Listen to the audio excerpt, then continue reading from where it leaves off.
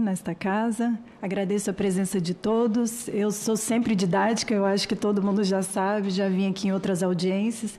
Então, eu vou tratar de uma forma bem didática a respeito tão somente do ITBI. O doutor Breno já adiantou que vai ser a minha fala. E a respeito do ITBI, por que a gente está falando de ITBI agora na reforma tributária? Eu acho que todo mundo se pergunta, por que ITBI? E é porque hoje o ITBI ele é regulamentado pela nossa Constituição Federal de 88.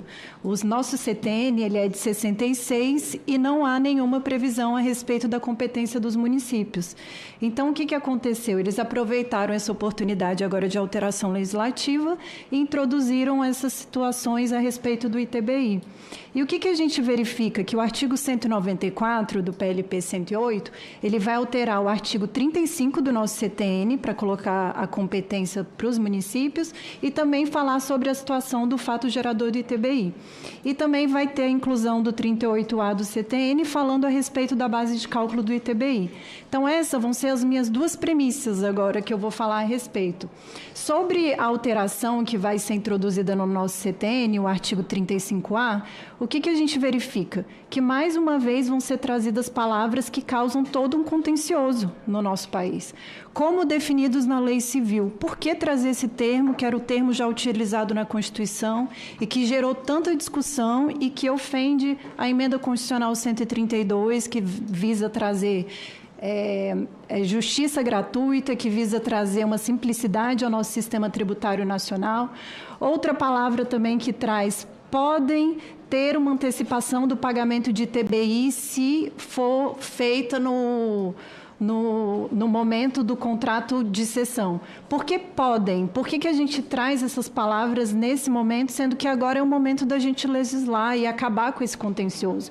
Essa discussão do artigo 35 é a respeito do fato gerador. O que é?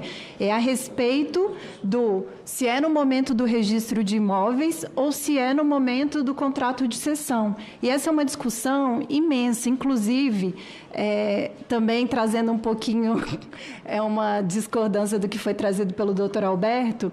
Uma das grandes discussões que são feitas é se você tem que recolher o ITBI no contrato de cessão ou no registro de imóveis. Isso deu uma discussão tão grande que foi levada para o STF pelo tema 1124. Esse tema está sendo julgado desde 2018 e até hoje não teve conclusão a respeito da matéria. E a gente verifica que, depois de tanta discussão, o ministro Luiz Fux ele fala que é do registro de imóveis. Então, por que a gente traz agora, por que a gente não traz agora essa expressão, no registro de imóveis? Por que a gente volta ao tratar do Código Civil e volta com essas discussões, sendo que o momento agora é de legislar? Então, é importante a gente estar atento a isso e até trazendo um pouquinho dos conceitos, né, de transmissão intervivos, que a gente se vale lá da Constituição Federal.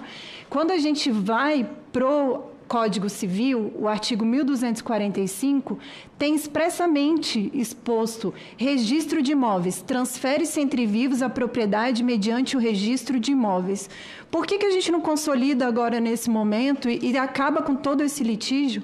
Inclusive, tem uma emenda, a emenda 47, que foi apresentada já que ora no PLP 108, a respeito de acrescentar essa palavra: considera ocorrido o fato gerador do imposto no momento do registro de imóveis.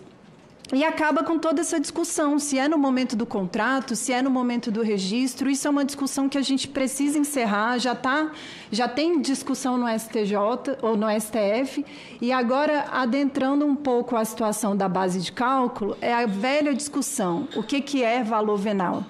E agora era o momento da gente estar trazendo também a discussão do STJ a respeito da matéria, o que seria o valor venal.